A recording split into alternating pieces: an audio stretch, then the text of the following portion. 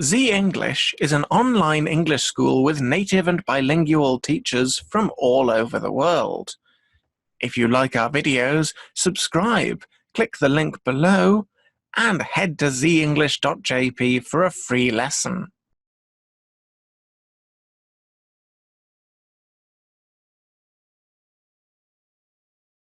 Hello, I'm Ben, and this is a grammar workshop all about the passive voice and how that's different to the active voice. So first of all, what is the passive voice? Most simply, it's when you put your sentence the other way around. So normally you'll put the subject first. The subject is the person or the thing that is doing the action of the verb. I ate. I is the subject because I am the one doing the eating. And fish, in this case, I ate a fish, that's the object. That goes at the end. So you have subject, verb, object, and that's the simplest way of making a sentence in English. So that is the active voice. However, in the passive, you move it around. So you did have I at the start, but you change it to me because you put it at the end in the place of the object. Then your object, fish, comes to the front. The fish was eaten by me. So I ate it, it was eaten by me. So it's very simple. Subject comes to the end, object comes to the start, and the verb stays just where it is. So another example, pollution is destroying the environment. What if you rearrange it so that you put the word pollution, which is the subject, right at the end, and the environment right at the start? So object, verb, subject. The environment is being destroyed by pollution. It's very worrying in some ways. But this is a passive version of the same thing. So I do it, it is done by me. And very simply, that's what you need to know about what is the passive voice. So now we'll look at some specific tenses, starting with the passive present. The present tense is the one you use a lot, talking about what's happening now. So here are two simple sentences, and they are both in the active voice. We're going to work out how to make them passive. So I see the problem, and not everyone likes chocolate. It's true, not everyone likes it. So I've highlighted the verbs here, because something's going to happen to those verbs, but you rearrange it with the subject at the start, at the end, and the object at the start. Then it becomes the problem is seen by me. So I see the problem becomes the problem is seen by me. Not everyone likes chocolate becomes chocolate is not liked by everyone. So simply you've put the subject at the end, the object at the start, and the verb has gone into the past tense. I see becomes it is seen. Likes becomes is liked. So what's happened there? Well, in the passive tense, the verb becomes is plus the past participle, liked, seen, done. So it changes tense, even though you're still talking about the present. So that is something to remember. Then there's a picture of a duck. And we're looking at the past tense, because you've seen how we use the past participle even in the present tense with the passive voice. But what happens when you're already using the past tense? So let's take a simple example. He saw the duck. He is the subject, so you know that will move to the end and become him. The duck will come to the start. Very nice. But what happens to the verb? The duck, he saw the duck. The duck was seen by him. So saw, which is the past tense, becomes was seen. It's was and the past participle, seen. So was seen, was done, was dropped, was bitten. So how about the past perfect? She had seen the duck. So it's not just she saw it, she had seen the duck. How do you put that into the passive voice? Well, the duck had been seen by her. So it sounds a little tricky, but try a few practice sentences. So I had eaten the duck had been eaten by me, and things like that. I don't think I've ever eaten a duck. Then a policeman had seen the duck eating pancakes. It's a very similar sentence, just slightly more detail and complexity. So had seen, and she had seen the duck, became the duck had been seen by her. And it's just the same in the policeman had seen the duck eating pancakes. The duck had been seen eating pancakes by the policeman. So had seen becomes had been, and the past participle seen. Had been seen, if you know what I mean. And this is just a break from looking at how to build the passive. This is how to recognize the passive. So you write a long document, it's good to check, are there lots of passive sentences in here? Because lots of passive sentences can be overwhelming. It feels too much. And you just want to have more active sentences to make it shorter, to make it clearer and more direct. So here's a rule of working out, is it passive? Can you put by monsters on the end of the verb? They will be eaten as a sentence. You can say they will be eaten by monsters. Makes perfect sense as a sentence, so it's probably passive. Yes, monsters will eat them would be the active. I'm being driven to work. Is that passive or active? Well, you can say I'm being driven to work by monsters, so it's passive. If you said I am driving to work, you can't say I'm driving to work by monsters. That makes no sense. It doesn't flow as a sentence, so that would be active. So how about this? We would have been excited if that happened. Now, this is why it's important to put by monsters straight after the verb. The key verb here is to be excited, or to have been excited. So you put it straight after that. We would have been excited by monsters. That does work. Go straight after the verb and you go, well, that's a passive sentence.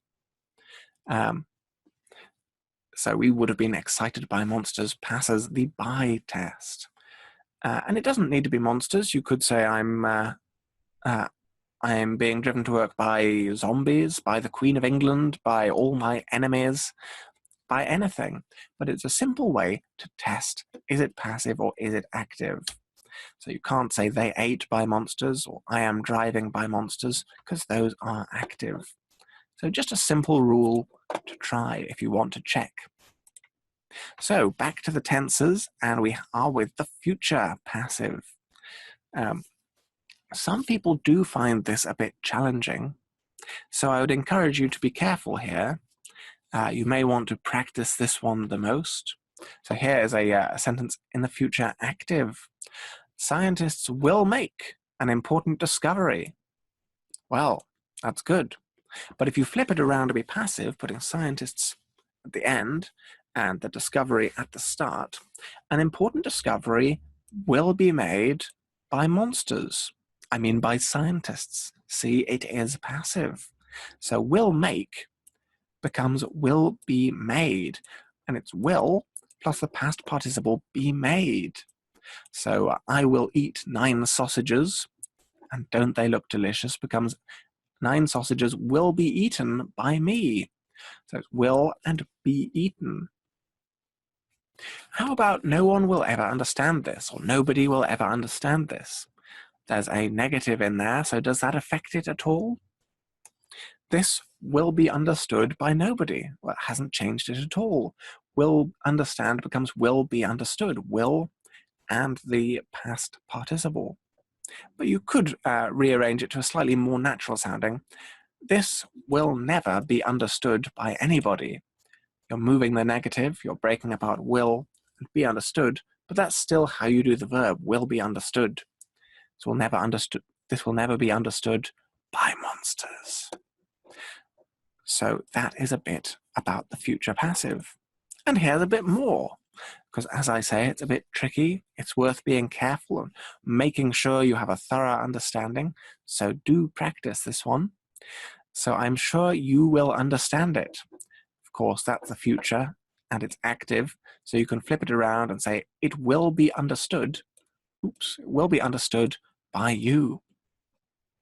So it's quite simple to make a passive version of we will complete this before you arrive.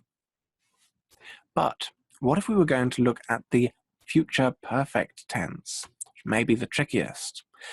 So the active version of the future perfect would be we will have completed this project before you arrive. So you're talking about a future thing, but it's a future looking into a past that's still in the future, but it's before another future thing. So we will have completed this project before you arrive is active, and it is the future perfect. But how are you going to put it into the passive voice? It's already got will be in the past tense, but it actually becomes this project will have been completed before you arrive. It will have been done. So I hope you will have understood this, and this will have been understood by you. So we will have gone to the shops would become the shops will have been gone to by us. But I think it doesn't sound very natural. So hopefully it's not something you'll need to do very frequently, but it's good to be able to rearrange that accurately. And just a little bit about having more than one object. This is just a little side note. So sometimes an active sentence has more than one object. So you do something to someone else with an extra thing. You give a thing to a person is a very common example. So the manager gave her agent a dangerous task. You've got two objects here, the agent and the dangerous task. So which one of these is brought forward to the start? Well, since you have the subject, which is the manager, you move that to the end, and you say you have two possible ways to do it. The agent was given a dangerous task by his manager, or the dangerous task was given to the agent by his manager. So they both end the same way, by his manager. You have an object at the start, was given to, there's the verb, then the other object by his manager. So two different ways, moving one of the objects or the other object to the start of the sentence. So the dangerous task was given to the agent by monsters.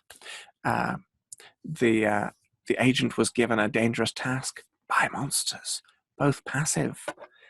So worth practicing, but hopefully not as complicated as it sounds. And I know talking about the passive voice can sound complicated, but don't worry. Practice and you'll find it's quite simple. So you'll be glad to know we're round to the final slide. Just one more thing to consider, and this is the conditional tense. It's conditional because it's if. So in the active voice, you can say, oh, I would like it. Or in the past, you would have hated it.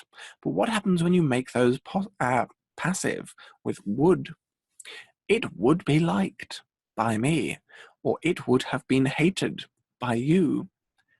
It isn't so common to have the passive conditional, but it does exist, so it is worth practicing. So something a bit more fancy, an active conditional progressive sentence. You would be driving me home if I'd accepted your offer of a ride in your car. So how are we going to change would be driving into the passive? Well, it becomes would be being driven. I would be being driven home by you.